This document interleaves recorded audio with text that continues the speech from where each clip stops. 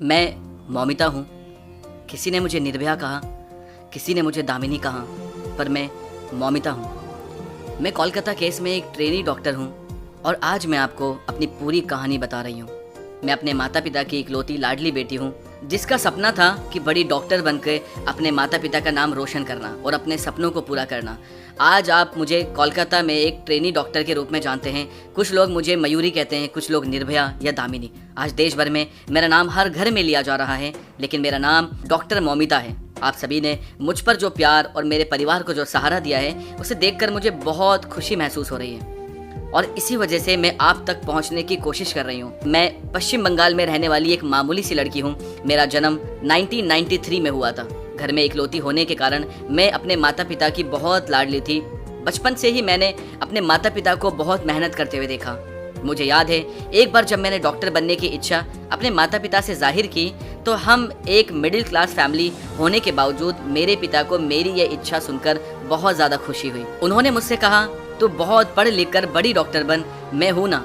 कहते हुए उन्होंने मेरे सिर पर प्यार से हाथ फेरा। तब से मेरे माता पिता ने अपनी मेहनत की कमाई से मेरे शिक्षा के लिए पैसे बचाए। लोग अक्सर मेरे माता पिता से कहते थे कि गरीब होने के कारण वे अपनी बेटी को डॉक्टर नहीं बना सकते। ये बातें मुझे बहुत ज़्यादा चुभती थी, लेकिन मैंने पूरी मेहनत से पढ़ाई जारी रखी और सभी को गलत साबित कर दिया। आखिरकार मैंने अपनी मेहनत से सरकारी कॉलेज में प्रवेश प्राप्त किया।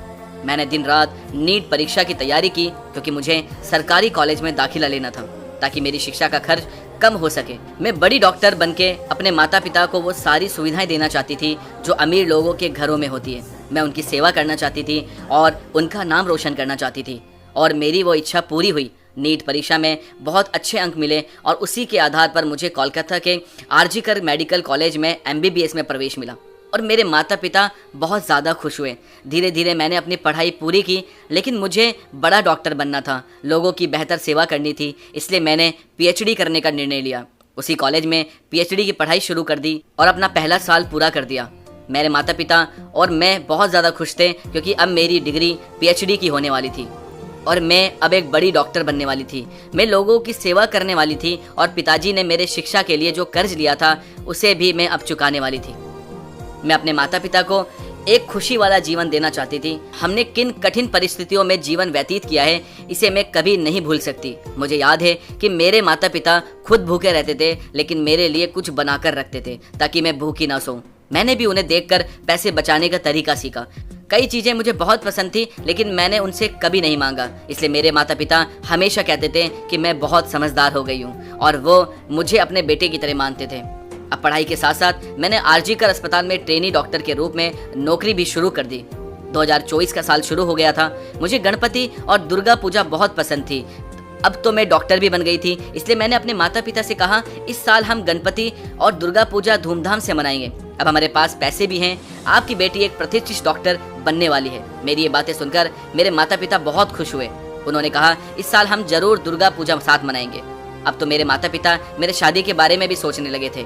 तब मेरे पिताजी ने साफ साफ कहा, मेरी शादी की चिंता आप मत करो, शादी के लिए इतने सारे पैसे कहाँ से लाएंगे, इसलिए आप ये सारी चीज़ें मुझ पर छोड़ दो। अब मैं बड़ी डॉक्टर बनने वाली हूँ और मेरी चिंता आप छोड़ दो। हमारे अच्छे दिन आने वाले हैं और फिर जब मुझे सही जीवन साथी मिलेगा तब मैं शादी करूँगी।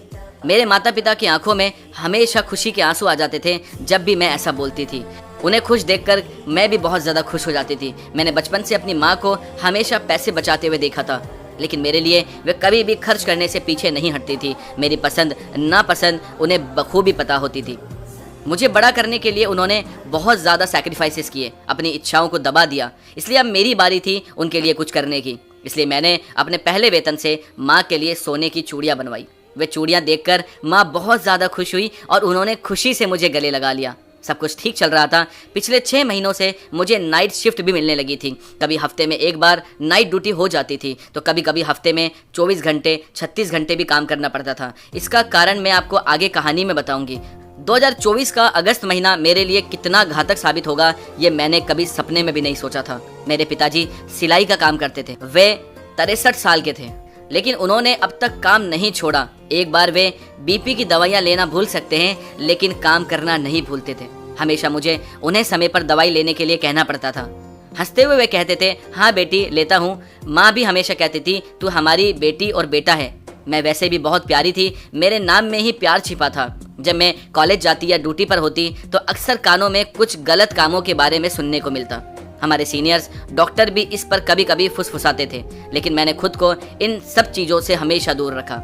हाँ, लेकिन जब किसी छात्र के साथ अन्याय होता या किसी मरीज से अधिक पैसे वसूले जाते तो मुझे बहुत बुरा लगता, और मैं जब आवाज़ उठाती इस पर हमारे प्राचार्य संदीप घोष हमेशा मुझ पर चिल्लाते थे।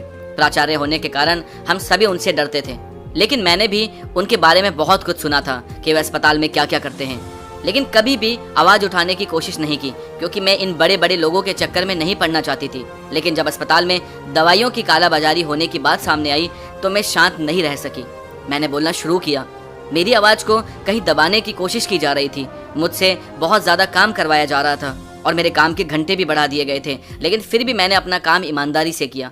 कभी कभी मैं अपने पिता को ये बातें बताती थी, लेकिन वे मुझे कहते थे, बेटी तुम इन सब चीज़ों में मत पड़ो, हम गरीब लोग हैं, ये बहुत बड़े लोग हैं, इनके हाथ बहुत ऊपर तक हैं, ये तुम्हारी मेहनत पर पानी फेर देंगे, हम साधारण लोग हैं, तुम अपनी पढ़ाई पूरी करो, फिर हम देखेंगे कि क्या करना है। पिताजी के शब्द बिल्कुल सही थे। यहाँ तक पहुँचने के लिए मैंने बहुत ज़्यादा मेहनत की थी, इसलिए पिछले 6 महीनों से मैं प्राचार्य और विभाग के उत्पीड़न को सहन कर रही थी और शांतिपूर्वक सिर्फ अपना काम कर रही थी।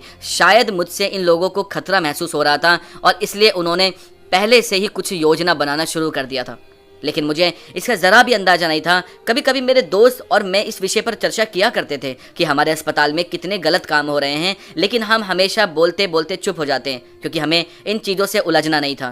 खैर, हमारे अस्पताल में 2019 में संजय रॉय नाम का व्यक्ति भर्ती होता है। वह अस्पताल की पुलिस चौकी में काम करता था और वो 4-5 साल से यही काम कर रहा था, इसलिए उसे हमारे हर विभाग के बारे में पूरी जानकारी थी।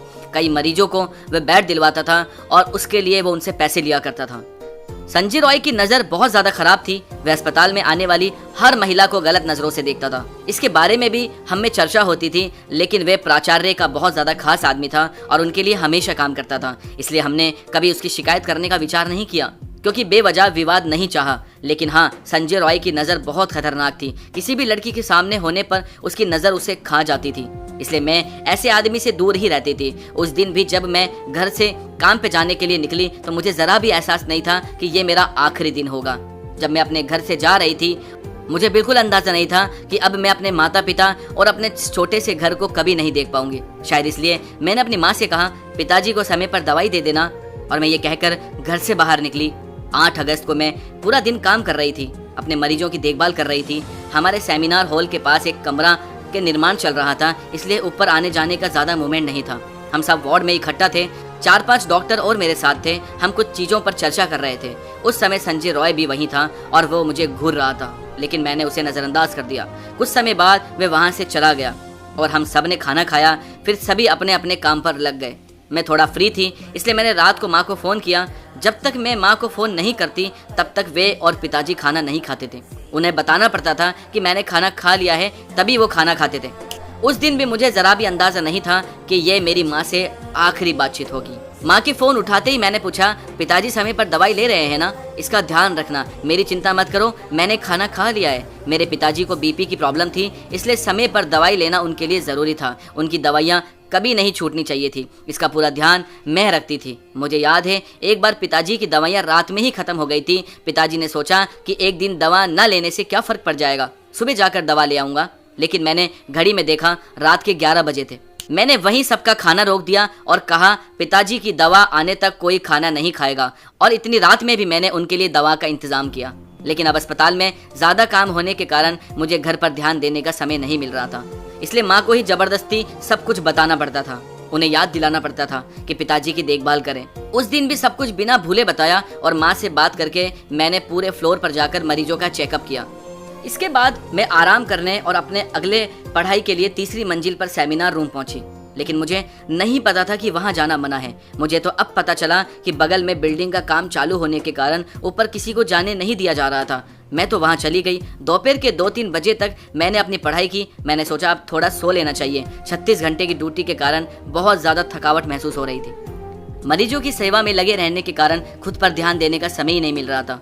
दूसरों को जीवन दान देने वाली मैं अपने जीवन की देखभाल के लिए समय नहीं निकाल पा रही थी, इसलिए किताबें और डायरी बंद करके सेमिनार हॉल में ही शांत होकर सो गई।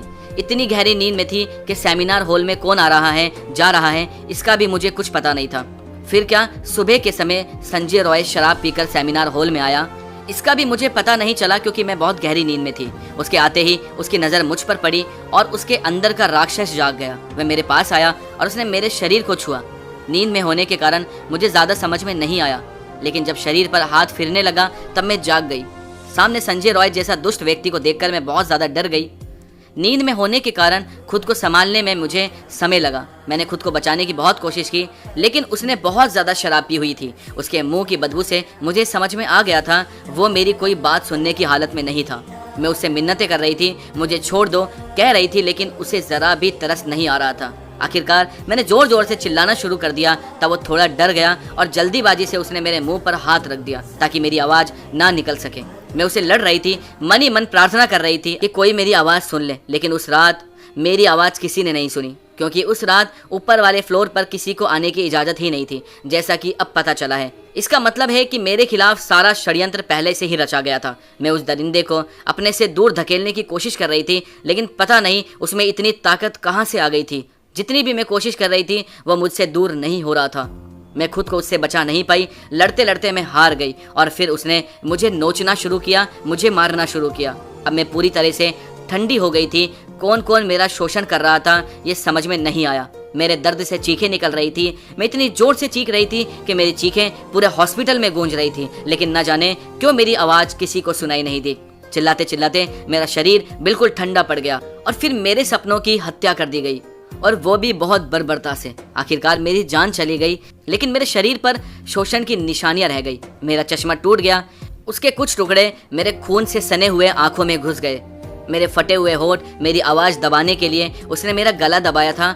खुद को बचाने की कोशिश में मेरे खून से सने हुए नाखून, मेरे शरीर पर किए गए अनगिनत वार, जांग की हड्डी टूटने तक फैली हुई मेरी टांगें और घायल हुए मेरे जन्नांग, इतना सब कुछ सहने के बाद भी मैंने उन पुरुषों की क्रूरता का मुकाबला किया था। लेकिन काश उन पुरुषों के अंदर थोड़ा सा भी रहम होता तो मेरी आखिरी सांस तक मैं जिंदा रह पाती। मेरे शरीर पर वार करते समय उन्होंने सोचा होता कि मुझे मारते समय उन्हें खुद को भी दर्द महसूस हुआ होता, लेकिन वो दरिंदे की तरह आकर मुझे बर्बाद करके चले गए।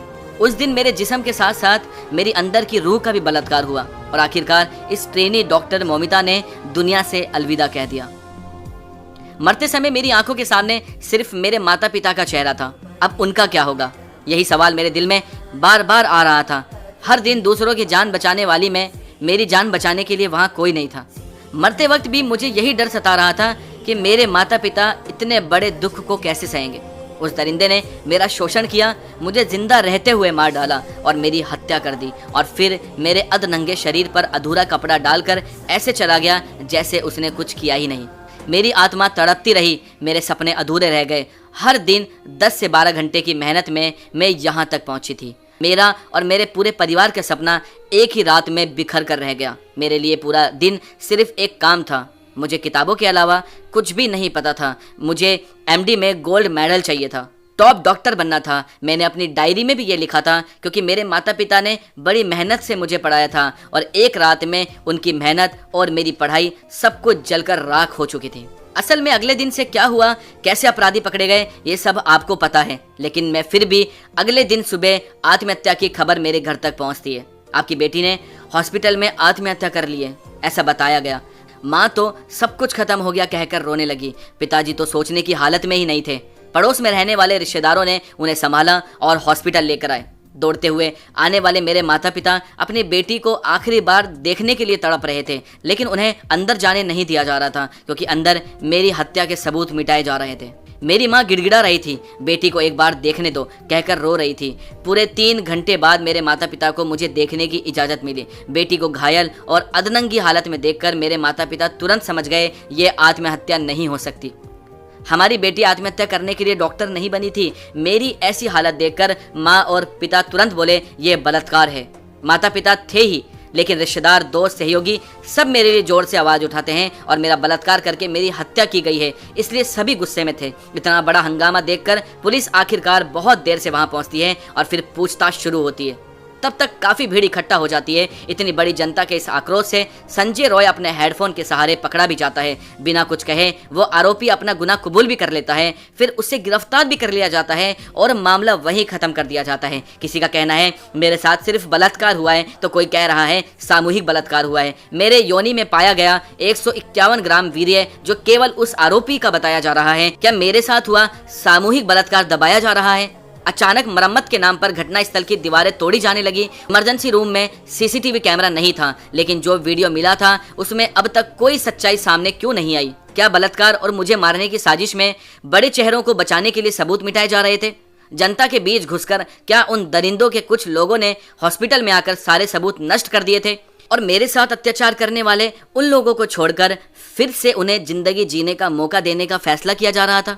अब मुझे न्याय मिलेगा या नहीं? मेरे साथ जो हुआ वह क्यों हुआ? क्या कभी पता चलेगा? क्या संजय रॉय को कभी फांसी होगी या नहीं? लेकिन अगर उन्हें ऐसे ही छोड़ दिया गया तो जल्दी ही आपके सामने एक और निर्भया आ जाएगी, एक और मौमिता आ जाएगी। ये मत भूलो कि वो कोई बहन हो सकती है, बेटी हो सकती है, बहू हो सकती है, पत्नी हो सकती है, लेकिन होगी तो वो एक औरत ही। 2012 में मेरे जैसे ही एक और लड़की के साथ अन्याय हुआ था। उसके आरोपियों को 7 साल बाद फांसी की सजा मिली थी। उसे बहुत देर से न्याय मिला। अगर हमारी जैसी दूसरी निर्भया नहीं चाहिए तो मुझे न्याय दिलाओ। क्या मेरे माता पिता को उनकी बेटी से दोबारा मिलने का मौका मिलेगा? मैंने एक डॉक्टर बनकर सभी की सेवा करने का फैसला किया था, सबको एक देवता के रूप में बचाने का निर्णय लिया था, लेकिन खुद को बचाने में मैं असफल रही। मैं मौमिता एक अनसुलझी गुत्थी बनकर रह गई। जीते हुए लोगों की सेवा करके खुशी से जीने का मेरा सपना अधूरा ही रह गया। मेरी हत्या और बलात्कार की गुत्थी अब सुलझती नजर नहीं आ रही। मैं वही ट्रेनी डॉक्टर बोल रही हूँ, डॉक्टर मौमिता, जो कुछ दिन पहले तक आप में से ही एक थी। बिना किसी गलती के मैंने अपनी जिंदगी खो दी। काश उन लोगों में कुछ दया होती तो आज ये महिला डॉक्टर जिंदा होती। मेरे माता पिता अभी तक इस दुख से उभर नहीं पाए हैं, लेकिन फिर भी मजबूती से खड़े होकर मुझे न्याय दिलाने की कोशिश कर रहे हैं। मेरे पिता की केवल एक ही बेटी थी। आज मैं भले ही अल्लाह के पास आ गई हूँ, मगर अब आप सभी मेरे बेटे बेटियाँ मेरे माता पिता की संतान हो। एक बेटी चली गई, लेकिन हजारों बेटे बेटियां उन्हें मिल गए हैं। इसलिए कृपया मेरे माता पिता का देखभाल करें, मेरे माता पिता का ध्यान रखें। मेरे पिताजी बहुत स्वाभिमानी हैं। वे किसी का पैसा नहीं लेंगे या मदद भी नहीं मानेंगे, ये मैं बहुत अच्छी तरीके से जानती हूँ। बस इतना सा कर देना, जब भी माँ बाप को ज़रूरत पड़े तो उनका साथ दे देना। और आज ऐसी आवाज़ उठाना कि कभी भी किसी माता पिता से उनकी बेटी दूर ना हो। मैं अपने माता पिता से बहुत प्यार करती हूँ, इसलिए ही मुझे सबसे ज़्यादा दुख हो रहा है। दोस्तों, मुझे न्याय दिलाओ, आरोपियों को सज़ा दिलाओ, आवाज़ उठाओ, मेरे माता पिता का सहारा बनो, उनकी मदद करो। सच में भले ही मैं अब नहीं हूँ, लेकिन अब आप ही उनकी संतान बनो और मुझे न्याय देने के लिए आवाज़ उठाओ। मुझे न्याय मिलेगा